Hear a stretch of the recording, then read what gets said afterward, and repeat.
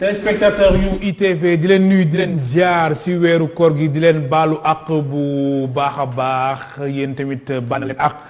yal nañ yàlla boole baal yàlla yokk xéewal yi yokk wërsëg yi yokk sutura si lu ñaan si weeru koor gi yàlla nangu ko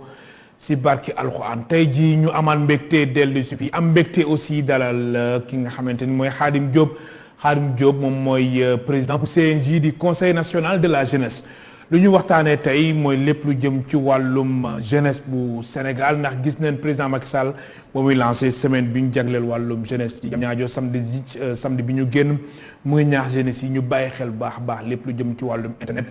maytu ñi leen di influencer loolu yëpp ak bilan wu président Macky Sall si wàllum jeunesse daañu ko waxtaanee ak Khadim Diop Khadim maa lay dalal jàmm ci plateau Kennu Askan Wi fii si ITV. Malick maa ngi lay nuyu di nuyu téléspectateur ITV yëpp surtout ñi nga xamante ni ñoo seetaan Kennu Askan Wi. di nuyu aussi tamit ñëpp ñu seetaan aussi à travers plateforme digitale yi ngeen di utiliser yëpp quoi. très bien di profiter aussi ci occasion bi di baalu ak ñëpp di baal ak ñëpp ci weeru koor bi nga xamante ni commencé nañ ko fii ci Sénégal. très bien alors mbir mi nag dañ koy tàmbali ñu teewlu njiitu réew mi président Macky Sall àdduna jëm ci wàllum internet solo gu mu am waaye tamit jeunesse yi ñu def si nànk ndax li nga xamante ni ñoo leen di manipuler si internet bi def si bëre moo tax njiitu réew mi dañ koy teewlu président Macky Sall si micro Babacar Seck nekk suñu correspondant bu nekk ci Rufisque. Refuser la violence. La violence sous toutes ses formes. La violence ne mène qu'au recul et à la ruine. Du yóbbu dëkk fenn. Ne vous laissez pas conduire dans des aventures sans lendemain. Ne perdez pas votre temps dans un usage abusif de l'Internet et des réseaux sociaux à la merci de personnes qui se disent influenceurs et comme disait d'ailleurs un sage du Moyen Âge, Socrate, il disait seules les connaissances qui nous rendent meilleurs sont utiles. kon nag internet bi lépp a ngi ci biir lu baax a ngi ci biir lu bon a ngi ci biir te du jeex kon nag na ngeen xam li ngeen di tànn li ngeen di jël li ci def ngeen sànni ko fële ba ñu faale. nit dafay am aussi lu mu jomb man di jamono def lii mais nit ku amul lu mu jomb du nitu dara foog jarul topp foog nga am looy jomb loolu mooy ngor. nit foog nga am looy jomm te ku jommul dara doo nit loolu tamit mu nekk ay kàddu njiit réew mi président Macky Sall alors Khadim Diop ñoo ko déggandoo d'abord ca premier commentaire ndax yow teewoon nga ca Diamniadio samedi bi ba ñu lancé semaine bi ñu jagleel wàllum jeunesse boobu lay événement di am ci suma jumlee du 26 au 29 ci weeru mai bi nga xamante ni moom nañu dëdmal alors njiitu réew mi président Macky Sall insisté na si jeunesse bi di leen ñaax ñu def nànk bu baax si wàllum internet sa commentaire Khadim Diop en tant que président du conseil national de la jeunesse. waaw commentaire bi ma ciy def mooy que ni dama d'accord ak son excellence le président de la république Macky Sall ci lim ni jeunesse su Sénégal xool leen bu baax li nga xamante ni moom ngeen di utiliser internet ak ni ngeen koy jumtukaay la boo xamante ni ni mu mën a defaree aussi tamit noonu la mën a yàqee ñun conseil national de la jeunesse loolu teel nañ koo xam. ba ñu def benn programme boo xamante ni émi leen ko tuddee éducation aux médias et à l'information mooy ñaax jeunesse su Sénégal nan la ñuy utiliser réseaux sociaux yi nga xamante ni am na ci àdduna bi te ci kaw loolu li ci ëpp tey victimes yi tey jeunesse bi la mais ñi ëpp aussi tamit di utiliser violence ci réseaux sociaux yi aussi tamit jeunesse bi la looloo tax ñu ñaax leen di leen wax ni la ni am na lu am solo loo xamante ni mën nañ koo utiliser ci réseaux sociaux yi pour yokk ci suñu xam-xam yokk ci suñu diine participer ci développement réew mi mais aussi tamit mën nañoo utiliser li nga xamante ni aussi tamit mooy réseaux sociaux yi yàq ci réew yàq ci askan féewale ci aussi tamit ñoo xamante ne dañoo war a doon benn looloo tax ñun conseil national de la jeunesse li nga xam ne moom la ñuy digal jeunesse Sénégal moo ñu xool bu baax contenu yi nga xamante ni moom lay utiliser ci réseaux sociaux yi mais en même temps aussi tamit nan koy utiliser ba du gaañ kenn. Très bien. parce que damay wax ni. lépp looy def ci réseaux sociaux yi rek bala nga koy def xalaatal ni ka nga koy wax wala ka nga koy jëfal kooku dafa am ay mbokk, kooku am na papa, am na yaay, wala kooku am na ay doom ak ay soxna. loolu tax lépp looy def ci internet rek war nga koo mesurer ba nga xamante ni du yàqal kenn dara, nga utiliser ko pour sa jàng, nga utiliser ko aussi tamit pour li nga xamante ni mooy yokkal askan wi ci lu am solo lu jëm ci développement. très bien alors Khadim suñu demee ba toll fii njiitu réew mi président Macky Sall yëkkati kàddu di ñaax jeunesse bi ñu def nànk bu baax a baax ci wàllum internet. alors dafa am constat bi fi nekk bi nga xamante ni moom moo ëlëm askan bi ba njiitu réew mi moom si boobam def remarque bi xam ni internet bi lu si nekk dafa am benn violence bu doy waar bu si nekk yow da nga bokk gis-gis ak si lu mel wala. waaw dama bokk gis-gis parce que ñun ñii ñëpp muy yow di man ku ci nekk tey subir nga violence ci réseaux sociaux yi. subir nga violence ci internet bi. tey soo gisee tey le président de la république di artu mooy que ni. danoo gis loo xamante ni daawuñu ko faral di gis Sénégal. muy lan mooy di utiliser internet di saaga yenn kilifa yi. di utiliser internet di def li na apologie de la violence mooy que ni di utiliser internet pour ñaax nit ñi ñu def violence wala ñuy utiliser internet di ci wax ju ñaaw wala ñu ci publier jëf ju ñaaw. loo tax tey ji képp kuy sénégalais rek war ngaa jël sa kàddu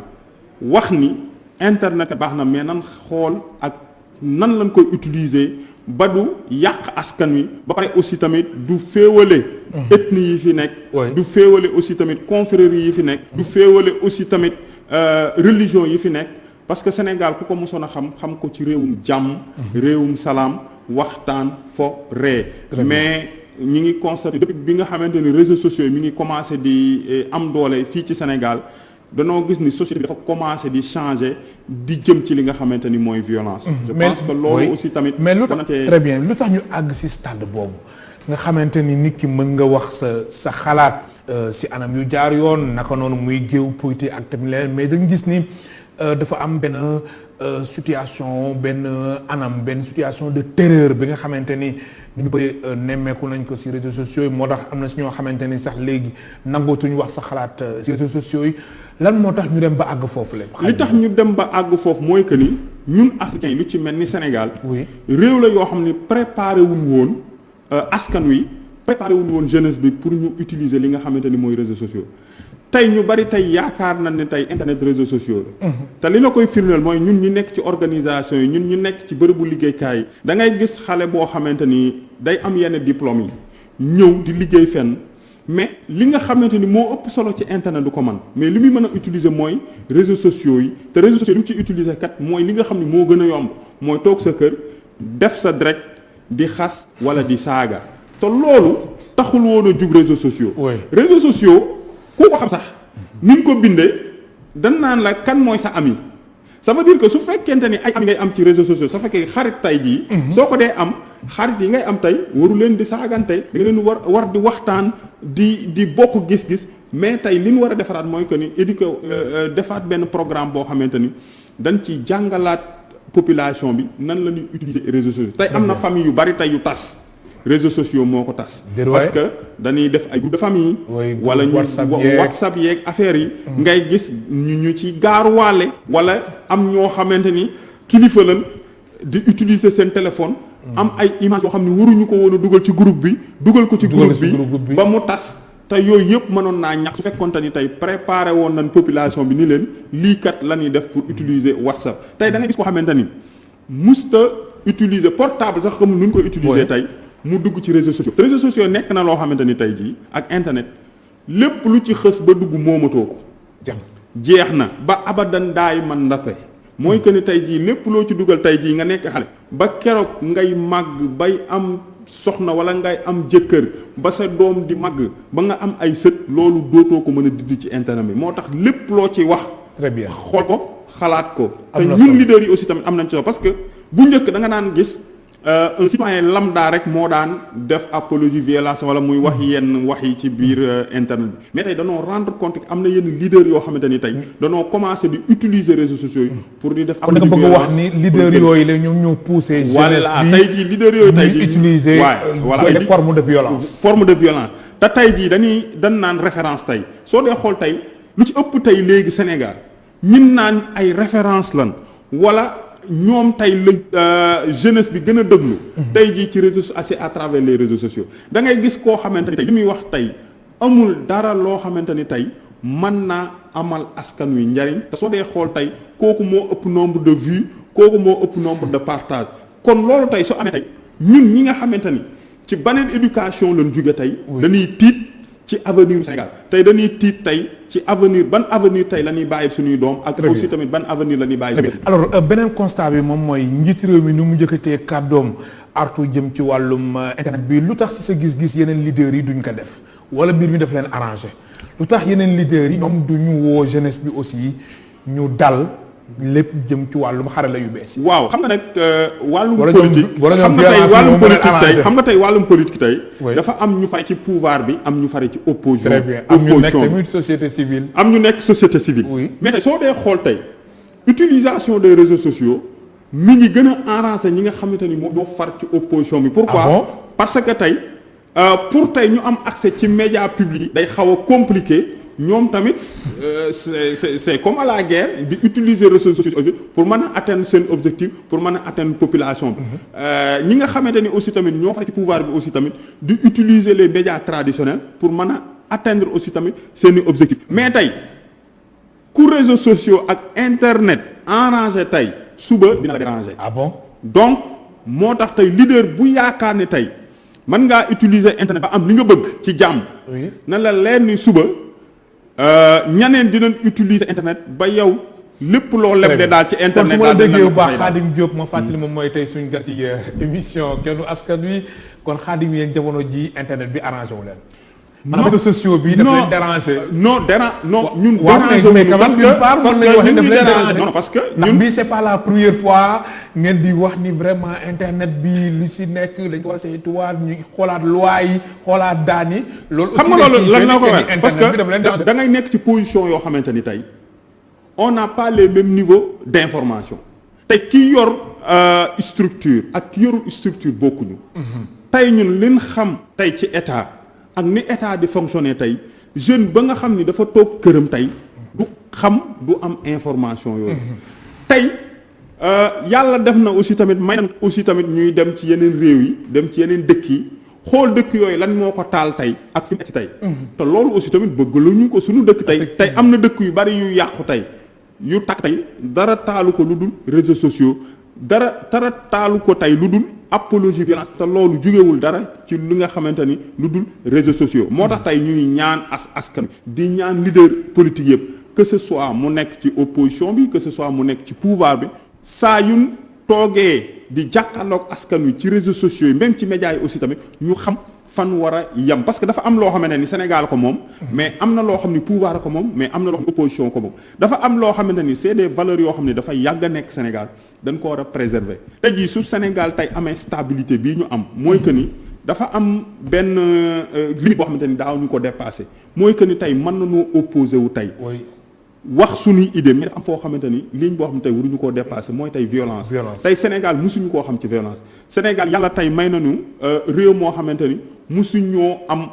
problème yi am ci sous-région bi musu fa egsi lii di terrorisme musu fa egsi yàlla musal nañu ci coup d'état yàlla aussi tamit musal nañu ci yenn révolution yi te yooyu yëpp tey soo dee xool tey ñi ko am ci sous-région bi yëpp gënuñoo développé Sénégal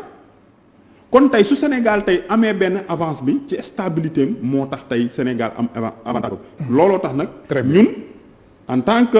organisation boo xam ne dafa jiite ndaw ñi mooy que ni liñ bëggal ndaw ñi mooy que ni ndaw ñoo xam ne ils sont responsables mais di wax la nga war a wax ak fa nga ko waree wax du lépp lan war a wax ci réseaux sociaux du lépp aussi tamit lan war a faj ci réseaux sociaux dafa am loo xamante ne mën nga koo utiliser ci réseaux sociaux pour aar pour ñaax mais lii nga xamante ne tey mooy violence tey kenn waru koo utiliser ci réseaux sociaux yi ak wax ju bon ak saaga. très bien alors est-ce que apologie violence bi ngeen di wax jëm ci réseaux sociaux yi dafa dem jël benn dimension. waaw apologie nga seetlu si ay. même faits yuy jot a am. waaw même soo dee seet le langage sénégalais léegi. oui même soo dee seet tey le langage sénégalais moo yu utiliser sax mooy la yoo xamante ni day am connotation ak violence. ah bon voilà tey dafa am moo yoo xam ne tey sénégalais daaw ko utiliser rek. que mu jëm ci sport bi que mu jëm ci lamb ji que mu jëm ci politique bi que mu jëm même ci confrérie yi am na mots yoo xam ne daaw ñu ko utiliser. te léegi dañ koy te léegi dañ ko utiliser mots yéen daan utiliser ci làmb léegi soo ñëwee dañ ko utiliser ci confrérie yi mots yéen daan utiliser tey ci sport tey soo ñëwee dañ ko utiliser tey ci politique bi. kon looloo lay war ni dafa am benn dérèglement boo xamante ni am na te loolu dara waralu ko mooy que ni li ñuy utiliser réseaux sociaux donc ñun tey. réew mi su yàqoo yàqalul kenn lu dul ñun ñi nga xamante ni tey jii ñoo jeunesse su Sénégal. Très bien moo tax nag bala koo kenn taal. oui dinañ utiliser tous les moyens. sensibiliser jeunes yi wan ne leen kat ak lu mu mënti am. amuñu beneen réew mu ñuy dem. Sénégal lan am tey su Sénégal doon tàkk tey mënuñoo dem feneen. donc duñ bàyyi aussi tamit. ñu taal Sénégal ci des intérêts personnels. mais pourtant suñu force de défense et de sécurité ñu ngi continuer di jouer seen rôle jëm ci wàllum saytu bu baax a baax. ñi nga xamante ni dañuy jëf di wax tamit ay yu kàddu yu ñagas si réseaux sociaux yi ay cybersécurité gis nañ fii gis nañ aussi gendarmerie ak police am nañ ay jumtukaay yu am solo alors da nga jàpp ni lu jëm ci wàllum daal yi dañ ko war a gën a diisal su ko defee ñu ragalloo ñenn ñi. waaw je pense que justice mi ngi def yoonam ñi yor sécurité aussi tamit ñi ngi def li ma def. cybersécurité cybercriminalité mais xam nga la li gën a grave ci affaire réseaux sociaux mooy que ni tey yemul Sénégal kese tey soo dee xool tey sénégalais yi ñi gën a utiliser violence. ñi gën a utiliser voilà ñi gën a utiliser kàddu yu bon mooy ñi nga xamante ni nekkuñu ci réew mi di def seeni vidéo di def seeni direct tey parce que tey Sénégal tey ak lu mu la mën a waxal tey ji am na yoo xam ni soo nekkee ci réew mi ñemewoo koo def. c'est vrai soo nekkee ci réew mi tey Sénégal dëkk boo xamante ni yaatuwul yaatu goo xam ñun ñëpp ay mbokk lan tey. kenn mënu fee xas kenn. moo tax tey soo dee xool tey yenn comportement yi ñi nekk bitim réew ñoo ko commencé woon di utiliser ba far tey muy law tey ba egsi ci Sénégal je pense que problème bi. du justice moo koy régler du répression moo koy régler li koy régler mooy sensibilisation ñu toog waxtaan xoolaat suñu bopp. xool ni kat ñun ban société lañ bëgg ëllëg mu jiite Sénégal. ban société leen bëggal suñu doom ban société leen bëggal suñu sët yi tey loolu tey suñ defee tey ndëpp boobu tey ba toog tey ñun dinaan xam ni kat amoon nan ay acquis nan préserver acquis yooyu parce que lii raamkat ñag bi la jëm te su ca eggee tey du arranger kenn du arranger pouvoir du arranger mais justement li nga xamante ni moom mooy sensibilisation bi président Macky Sall taxaw na foofu mu insister jëm ci wàllu éducation ak formation kon yoon yooyu su fa jeunesse bi jaaree mën nañu moytu bu baax a baax ay gàkk-gàkk ak ay ñi leen di influencer ci wàllum réseaux sociaux yi. waaw gis nga réew mënut a développer sans que ñu tàggat askan te tey ñun Sénégal tey réew yi nga xamante ni tey moom la ñuy jël ay exemple de développement du ci dañ ñoo gën a am Pastef du ci dañ ñoo ëpp koom-koom mais organisation ak discipline la ñu ëpp. tey soo demee tey Asie tey réew yi nga xamante ni tey dañoo développé tey génn ci jóge ci réew mu ñàkk doole tey ba egg tey ci réew yi gën a am doole ci àdduna bi seen discipline seen yarute moo leen ko may soo jëlee lu ci mel ni Chine Japon Corée du Sud tey Singapour tey seen yarute ak seen organisation moo leen may tey niveau de développement bi. tey Sénégal su fekkente ni tey bëgg na noo développer tey il faut que ñun askan ñu yar suñu bopp déjà xam ni réew mi su développé wul Macky Sall. développé wul opposition bi. dañuy développer réew mi pour ñun ak ñi nga xamante ni ñoo fi war a ñëw. et ci kaw loolu discipline moo koy rek tey lu mën a tabax tey muy infrastructure tey bu mën a tabax muy terre bi muy stade bi nga xamante ni tey suñu sag la ñun ñëpp Sénégal Afrique tey foo dem ñu koy tiitaroo. tey jii su discipline amul tey mën naa ni suba tey laneen mën na cee am. looloo tax tey ñu bëgg a sensibiliser population bépp di leen wax ni leen tey mënuñoo def dara sans discipline tey Sénégal tey mënta avancer tey. sans que ñun yaruñ suñu bopp te soo dee xool tey réew africain yi nga xamante ni tey Sénégal leen jiitu tey jii jiituwu leen ci ressource jiituwu leen ci am xam-xam. mais jiitu ci organisation ak stabilité. très bien loolu dafa war a préserver. am na solo Khadim Diop président du CNJ du conseil national de la jeunesse moo nekk tey suñu gan si émission Kennu Askan Wi alors Khadim président Macky Sall def na fi fukki at déjà. 25 mars 2012 ba 25 mars 2022 bi ñu génn def na fi fukki at alors ci wàllum jeunesse soo doon tiré bilan bi xam naa ni yow moom loolu doo ko wax mais est-ce que mën nañu wax ni bilan bu mitigé la. waaw xam nga ce sera très Xanaa ne moom difficile loolu doo xam ko nga wax. non ce sera très difficile pour nous de Oui. faire le bilan. mais lu tax. parce que tey ñun ñoo war a def bilan Macky Sall tey moom moo war a def bilan. waaw, mais war na noo def un constat. non mais te su ñu def constat mais quand même non te su ñu def constat. mais quand même non keroog on peut samedi comparer keroog si tiré na bilan si. jëm ci wàllum waaw jeunesse bi. moom tiré na mu bilan joxe fa ay chiffres. Oui. joxe fa ay chiffres. Oui. ñun constat lañ mën a def. parce que déjà terminé gul deuxième mandat am constat bi ma def tey. mooy lan. fan la jeunesse bi tolloon en 2012. ak fan la tey fan la jeunesse bi egsi tey en 2022. léegi tontu gi laal la 2022. tey ñu jël ko tey ci point yu bari tey. tey soo ko jëlee tey ci éducation bi tey am na yu am solo yoo xam ne président Macky Sall def na ko fi. premièrement université Sine Saloum amu fi woon. président de la République def na ko fi. université Ahmadou Mahtar Mbow bu Diamniadio amu fi woon. président def na et ça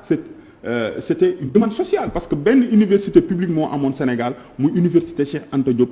gisoon nan aussi tamit université voilà ak non Dakar laa Dakar benn université publique moo fi amoon muy université Cheikh Anta Diop bi mu ñëwee mu tabaxaat fii beneen université fële ci Diamniadio gisoon nan ni aussi le nombre de lits yi fi amoon néewoon na pour étudiants yi te tey le président Macky Sall mi ngi tabaxaat minimum tey plus de 6 pavillons yoo xamante ni pour yokk capacité lii bi tey ku xamoon tey environnement le campus social bu université ñun ñëpp université lañ jaar tey ñun bi ñuy nekk université ak léegi xam ni changé na am na organisation am na jumtukaay yu mucc ayib yoo xam ne président de la République mais quand même bu fàtte aussi que ni ñi deuxièmement aussi tamit ñi réussir baccalauréat dañuy gën a yokku chaque année. si mais voilà oui tolloon nan foo xam ne tey ñi daan réussir baccalauréat yëpp mënuñu leen woon a sax orienté ci université mais tey soo dee xool loolu wàññiku na parce que tey yokk nañ capacité yi ak université yu bees kon ci wàllum université am na jéego bu mu ci def ci wàllu formation professionnelle aussi tamit am na jéego yu mu ci def parce que am na ay centre de formation yoo xam ne def na ko fi en plus de ça aussi tamit créé na fi ay ISEP te ñun loolu tey moo nekkoon tey suñu combat ñun conseil national de la on s'est rendu compte que jeunesse su Sénégal jàngalu lu leen woon li nga xamante ni mooy métier te loolu gis nañ ci si te loolu voilà tey li ñu gën a soxla tey Sénégal mooy ñu jàngal ndaw ñi lan mooy métier tey da nga daan gis tey ku dem université ba am master te amul métier te ñun Sénégal soxlawuñ loolu tey ñun Sénégal li ñu soxla mooy métier parce que réew la moo xamante ni dafa war a développer def na ci ay jéego mais des na parce que tey jusqu'à présent tey am na quelques étudiants yoo xam dañuy am seen bac tey duñ am fu ñu leen orienté ci formation boobu aussi tamit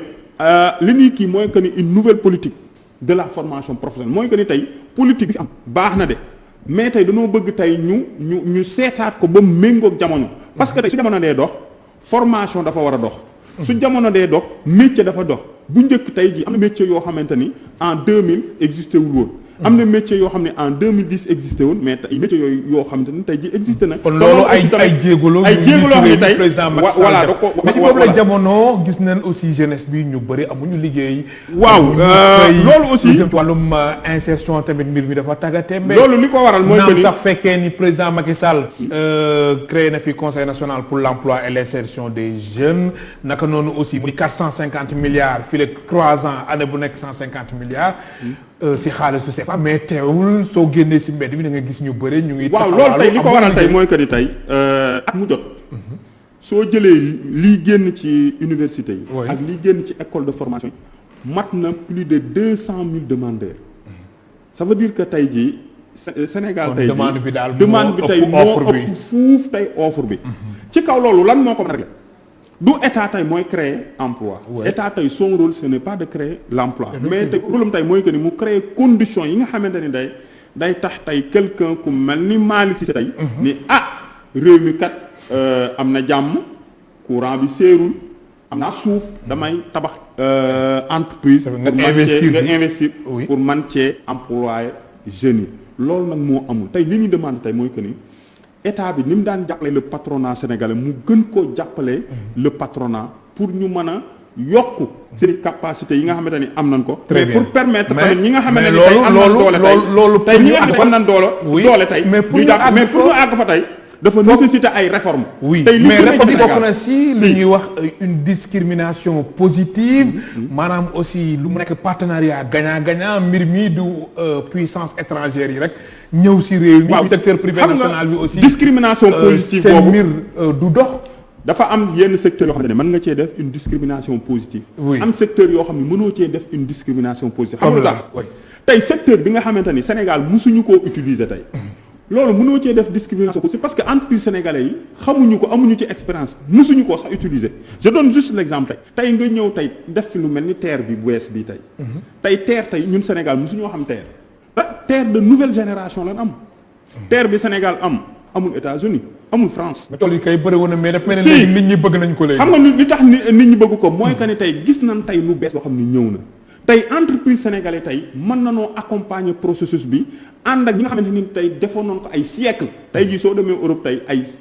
pratiquement siècle la ñu utiliser train plus de 50 ans ñu utiliser lu tel ni train moderne wala plus de 30 ans. nga dem États-Unis ñooñu dañuy ñëw accompagner les entreprises sénégalaises. tey entreprise sénégalais tey su demee tey ba am expérience tey soxlaatuñu tey di woo waa France wala tey waa États-Unis pour que ñu régler ñu suñu problème je donne juste un exemple tey. oui la gestion autoroute à péage bi première tronçon bi ñu njëkk a def Sénégal mais dañ ko joxoon tey ñoo xamante ni tey nekkuñu woon sénégalais. mais bi sénégalais amee expérience tey jii soo dee xool tey gestion autoroute Ila Touba bi mais. c'est le Sénégal tey gestion autoroute comment dire aéroport ba Mbour tey ay Sénégalais ko gérer c'est ça le développement du da ngay ñëw rek tey lépp baax tey non da nga ci jàngee mais te ci kaw loolu aussi tamit ñun li ñuy wax président de la République mooy que mu jàppale le secteur privé mais aussi tamit mu jàppale les jeunes entrepreneurs parce que tey problème bi foofu tey lañ ko war a rek lan moo tax tey jeunesse bi tey mënuñoo entreprendre wala tey suñ defee entrepreneuriat tey résultat bañ cay yaakaar du ca am dafa am ay facteurs yu ko waral facteur bi ko njëkk a waral tey ji mooy ni la vie est hyper chère au Sénégal surtout à Dakar tey c'est difficile tey pour un jeune entrepreneur tey de trouver du foncier à Dakar loolu tey mooy difficulté bi tey nga dem ci gox yi ak gox-goxaat yi c'est très difficile tey pour nga mën faa am suuf pour bay tey soo dee xool tey réforme yi ñu war a def mooy que ni dañoo war a réformer foncier pour permettre à ces jeunes entrepreneurs là de disposer de terres au niveau des zones rurales pour ñu mën a bay mais ici Dakar aussi tamit état bi jël yenn suuf yi tabax ko permettre tey jeunesse bi tey di fa toog di fa def li nga xam ne mooy centre d'incubation parce que location bi cher na te tey jii un jeune sénégalais tey mënut a trouver tey du foncier wala benn immeuble wala benn bâtiment pour développer fa ses activités ci loolu la état war a ñëw beneen bi état aussi tamit war a ñëw mooy le financement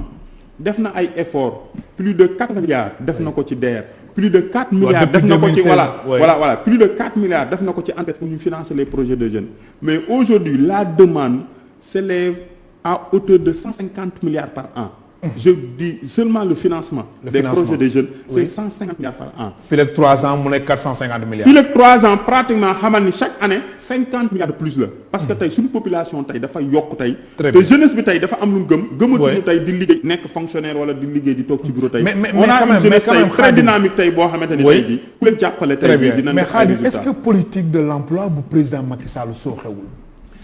mënuñoo wax ni sooxe na mais am na ay manquements mënuñoo wax ni sooxe na mais manquement yi lan moo ko expliqué ak tamit agence yi fi nekk yëpp ay DER nga xamante ni depuis 2016 octroyé na. manquement yi ko ëpp 80 milliards manquement bi ci njëkk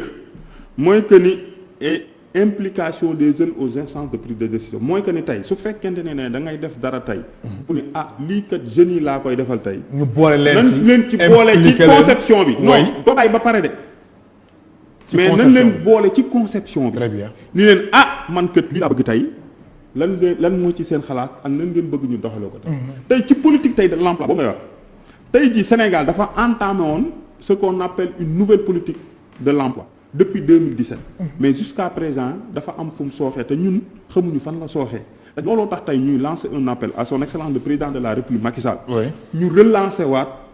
la nouvelle politique de l'emploi bi nga xamante ni commencé woon nañ ko et je pense que tey su fekkoonte ni tey adopté woon nañ ko ba commencé def la mise en œuvre tey am na yu bari tey yu sooxe tey ci ni ñuy doxalee actuellement dootuñu ko def donc nous demandons à ce que ñu jëlaat dossier boobu fexe ba cette nouvelle politique pour l'emploi là ñu mën koo amandé waat valider ko. Très bien pour que ñu mën a xeex li nga xamante ni mooy chômage très bien Khadim Diop président bu CNJ conseil national de la jeunesse moo ne tey suñu gan si émission kenn askan wi alors Khadim ni ñu desee si ay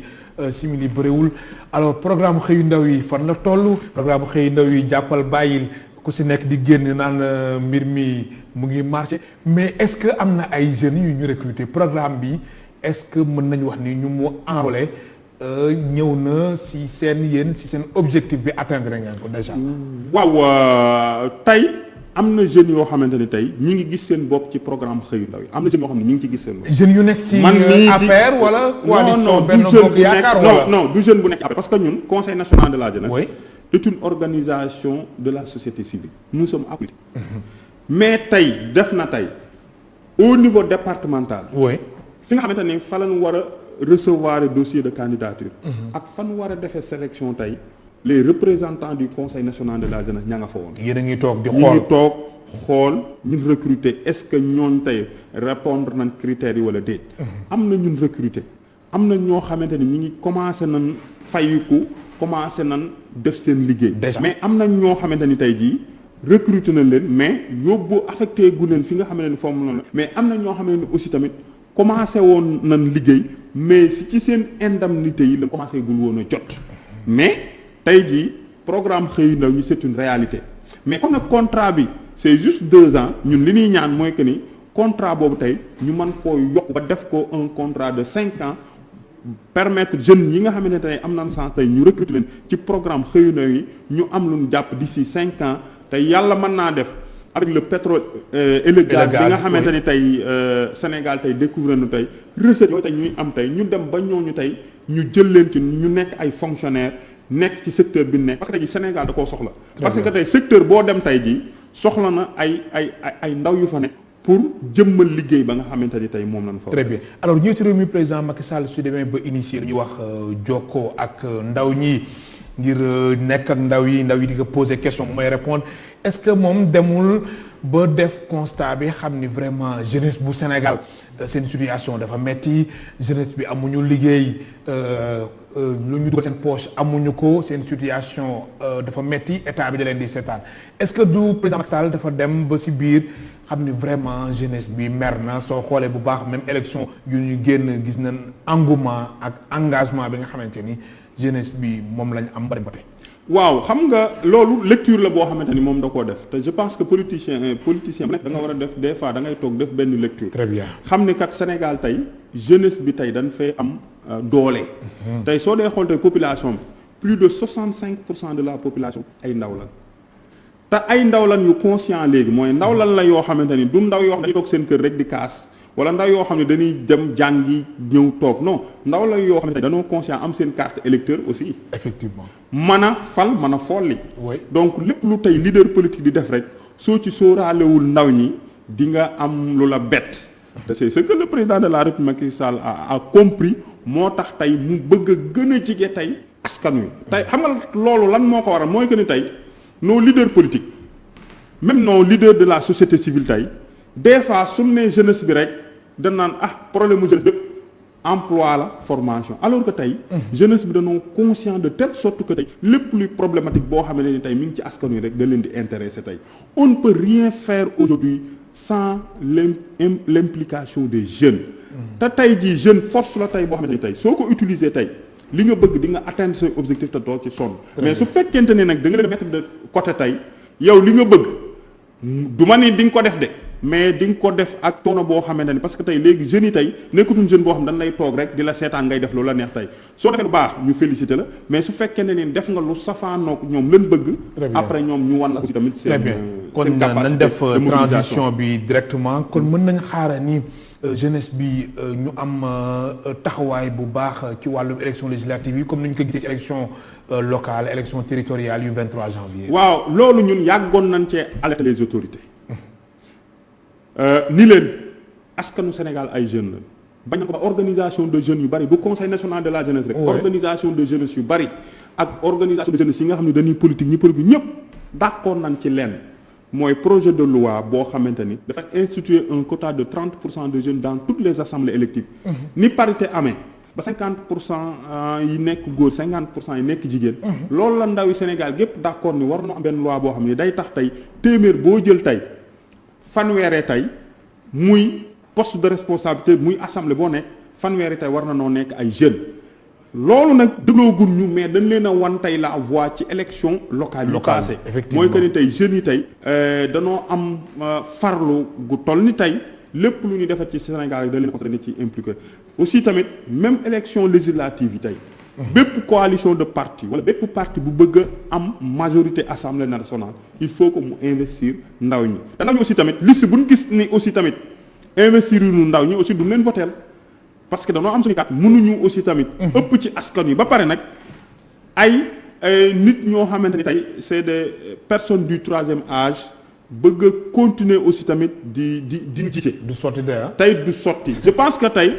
il faut que tey assemblée nationale. mu méngoo ak ni Sénégal di doxe tey assemblée nationale tey normalement tey suñu fa demee tey 65% des députés dafa waroon a nekk ay xale te léegi nag politique nag xale koy def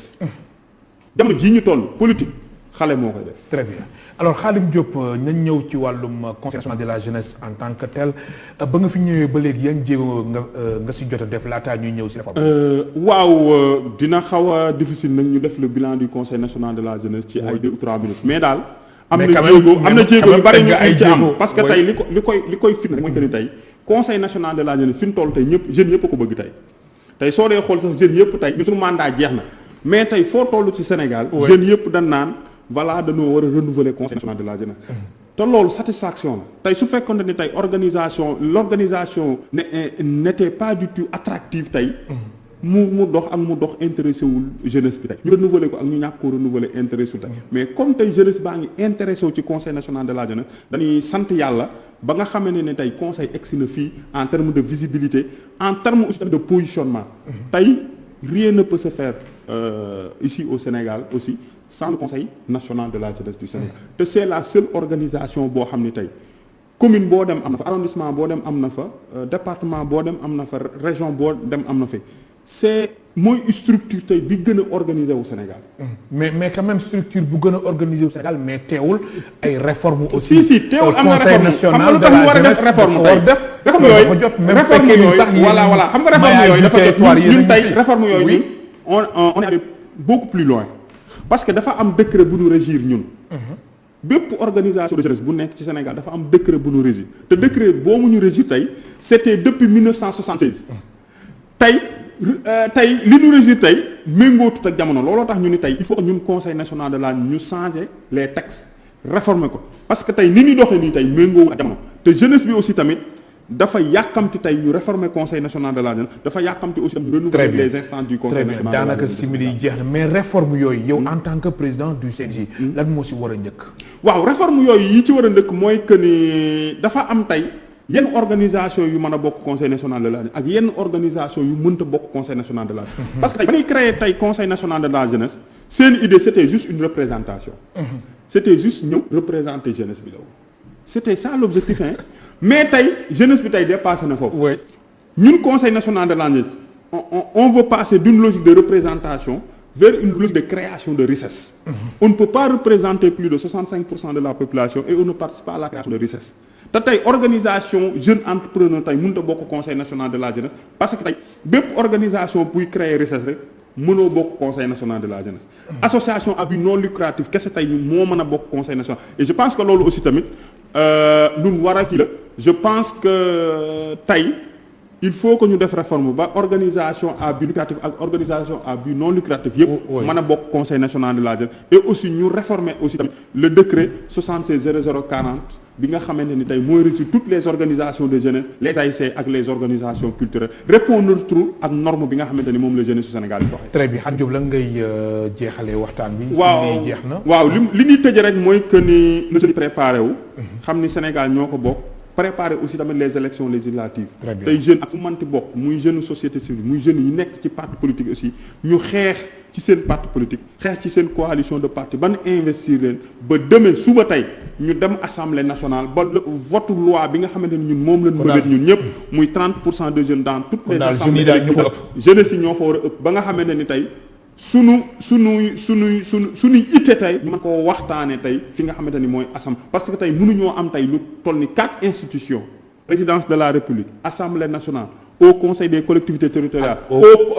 conseil économique social et environnemental ñeenti institution yoo xamante ne amul benn boo xamante tey jeune jiite ko fii ci Sénégal je pense que loolu démocratie sax nangu ko je pense que ça doit changer aujourd'hui tey ji mënatuma tabax tey Sénégal sans que ñu impliqué ci jeunesse bi. très bien Khadim Diop man lay gërëm baax di la sant mbokk téléspectateurs yéen tamit amul seen fay di leen gërëm baax di leen sant